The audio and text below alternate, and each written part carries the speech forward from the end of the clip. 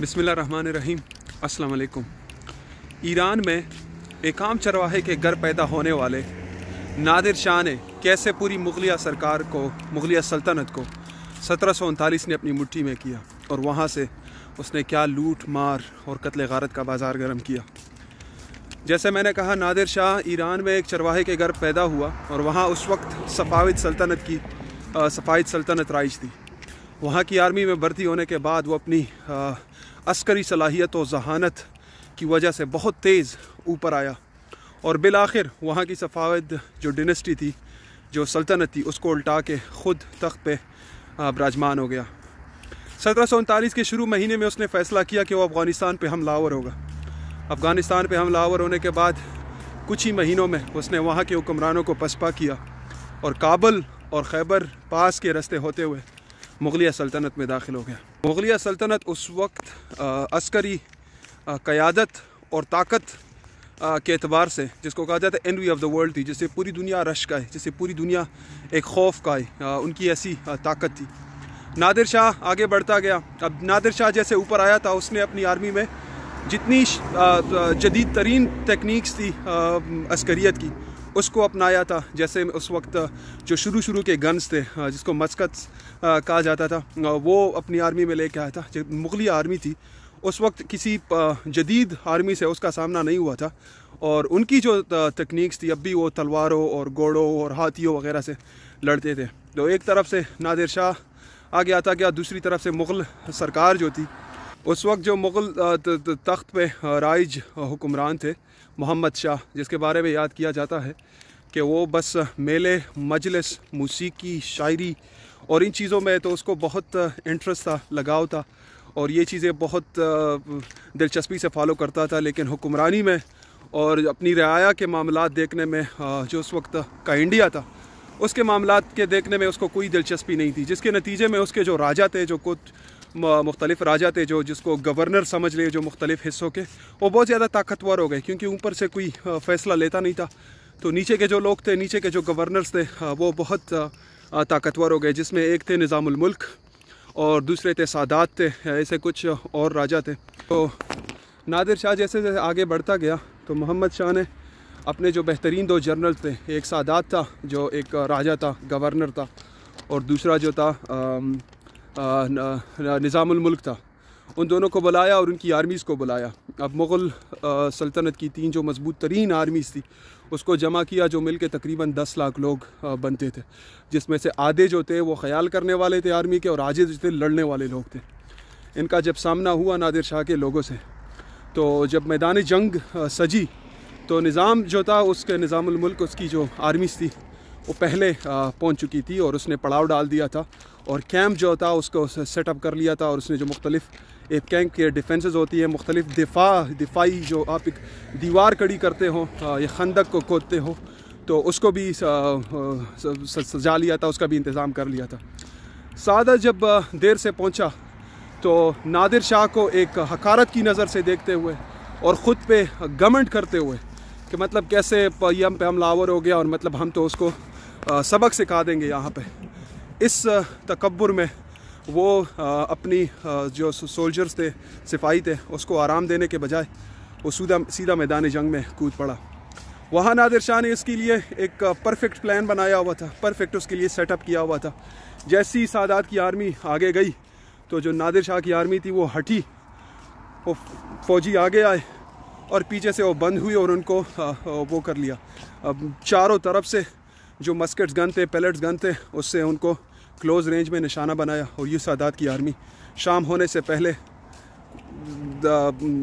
शिकस्त खा गई, बहुत सारे हलाक हो गए, कुछ लड़खड़ा के भाग गए। नादिर शाह ने यहाँ पे एक बहुत बड़ी फतह पाई, लेकिन अब भी वो दिल्ली के तख्त से बहुत दूर था। उसने एक फिर से एक जाल रचाई और जो मोहम्मद शाह था, मुग़ल सुल्तान, मुग़ल बादशाह, उसको काने पे बुलाया। काने पे बुला के उसको कैद कर लिया, उसको बोला कि तुम जा नहीं सकते। उसके साथ अब भी 10 लाख की फ़ौज थी, लेकिन वो कुछ ना कर सकती थी क्योंकि जो हुक्मरान था, जो बादशाह था, वो उसके कब्ज़े में आ गया। वहाँ से पूरी मुग़ल जो सरकारी मशीनरी थी उसको अपने हाथ में कर लिया और दिल्ली में दाखिल होने के बाद उसने कत्ल गारत का ऐसा बाज़ार गर्म किया कि जहाँ जिसको जो दिखा, बहुत सारे जो आदमी थे जो कुछ भी लड़ने की थोड़ी सी कोशिश करे, उनको मौके पे हलाक कर दिया। खून की एक मुहावरतन कहते हैं कि नदियाँ बहा दी, नादिर शाह ने सच्ची में खून की नदियाँ बहा दी। और बहुत सारी जो औरतें थी, बच्चे थी, उनको अपने ग़ुलाम बना लिया, अपने कब्ज़े में ले लिया। लेकिन अब इतनी कत्ल गारत बढ़ गई कि निज़ाम जो थे, जो बहुत बड़े गवर्नर थे मुग़ल सल्तनत में, दूसरे तीसरे सबसे पावरफुल आदमी थे, उसने अपनी पगड़ी उतारी और अपनी पगड़ी से अपने हाथ बांध के और वो नादिर के सामने गए और उसके पाँव पकड़ के भीख मांगी कि ये जो आम लोग हैं उसको माफ़ कर दो और ये कत्ल गारत जो है इसको बंद कर दो। नादिर शाह ने कहा मैं इसको बंद तो कर लूँगा लेकिन इसकी कीमत लगेगी, और उसने कीमत लगाई कि जो मुग़ल सल्तनत है उससे 100 करोड़ रुपया जो है जमा करके उसके हाथ में दिए जाए। 100 करोड़ का आज के एतबार से मेरे ख़्याल में कोई 40 अरब डॉलर बनता है, जो नादिर शाह ने उस कत्ल गारत को बंद करने की कीमत लगाई। उसके बाद पूरी मुग़ल सल्तनत के लोगों को इकट्ठा करने के बाद इसको बोला कि सारे जो ख़जाने हैं ये उल्टा दो, सारे हीरे जवाहरात मुग़ल सल्तनत ने जो पिछले 200-250 साल में जो जमा पूंजी की थी, जो ख़जाने भरे थे, वो सब को नादिर शाह ने कहा कि हमारे सामने उल्टा दो। और सब जमा करने के बाद नादिर शाह जो है वो दिल्ली से कोई 57 दिन बाद निकला। वो जब निकला तो कई सौ हाथी लेके, कई हज़ार ऊँट, कई हज़ार घोड़े लेके, तो उसका काफ़िला कई मील पर मुहित था और तमाम ये सोने, हीरे जवाहरात और पैसों दौलत से लदा हुआ था। फ़ारस के राजाओं ने अपनी तारीख़ में आज तक शायद ऐसे कोई दौलत ख़जाने नहीं देखे थे। ये तो था तारीख़ का एक छोटा सा सबक, पर इससे सीखने को क्या मिलता है? इससे सीखने को मिलता है कि जब भी तकब्बुर और रऊनत और एक ओवर कॉन्फिडेंस इंसान को आ लेती है तो उसको जो हकीकत है वो देखना बंद हो जाती है। जिस तरह सादात को नादिर शाह की हकीकत देखना बंद हो गई, वो आराम से उसके जाल में फंस गया। दूसरा ये कि जब एक हुक्मरान अपने अवाम पे, अपनी सल्तनत, अपनी रियाया पे ख़र्च करने के बजाय ख़जाने भरना शुरू करती है तो बिल आखिर ना हुक्मरानी रहती है ना वो ख़जाने रहते हैं। जिस तरह मुग़लिया सल्तनत के तमाम तर ख़जाने जो है नादिर शाह के काम आ गए और वो लूट के अपने हाथ लेके चला। तीसरा ये कि इंसानी माशरों में कभी कोई ताकत की खिला रहती नहीं है। कोई हुकूमत अगर कोई अपनी ज़िम्मेदारी पूरी नहीं करती, आवाम को वो हिफाजत और रिस्क कमाने के तरीके वो सब मुहैया नहीं करती, तो कोई ना कोई दूसरी तरफ से या कहीं और से आके उस खला को पुर करने की कोशिश करता है।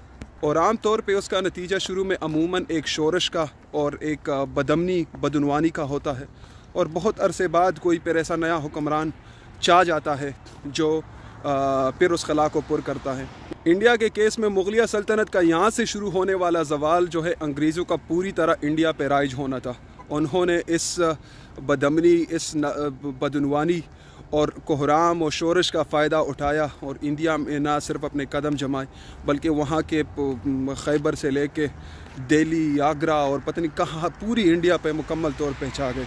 और आखिरी और शायद सबसे अहम सबक ये कि किसी भी वक्त के हुक्मरान को, एक आर्मी को, कहीं के राजा को इतना मुतकब्बर नहीं होना चाहिए, इतना जालिम नहीं होना चाहिए कि वो लोगों को इतना महरूम कर दे, इतना मुकम्मल तौर पे एक जुल्म का बाज़ार गर्म करे, उनसे सब कुछ छीन ले कि वो तो लोग फिर ना अपने लिए खड़े हो सकते, फिर ना मुल्क के लिए खड़े हो सकते।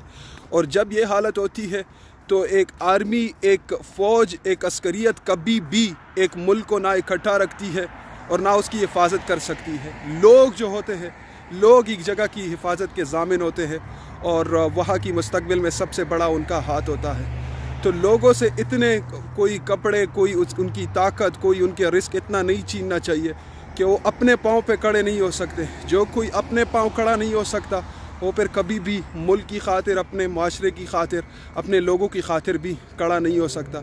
और माशरे जब भी इस नहज तक पहुँचते हैं, इस मकाम तक पहुँचते हैं, तो बासानी बाहर का जो भी होगा उन पे गलबा पा लेगा और वहाँ की फिर जो भी अब उस वक्त के हुक्मरानों ने जमा किया होगा उसको भी ले जाएगा और मुल्क के भी टुकड़े, हिस्से, बकरे करके वहाँ के लोगों को भी बदहाल कर देगा, वहाँ के मुल्क मुस्तकबिल को भी बदहाल कर देगा। माजी की दास्तानों में हमारे लिए बड़े सबक है। अगर कोई सोचे, अगर कोई देखे, अगर कोई समझे तो ख्याल रखे। अगली बार मुलाकात होती है। शुक्रिया।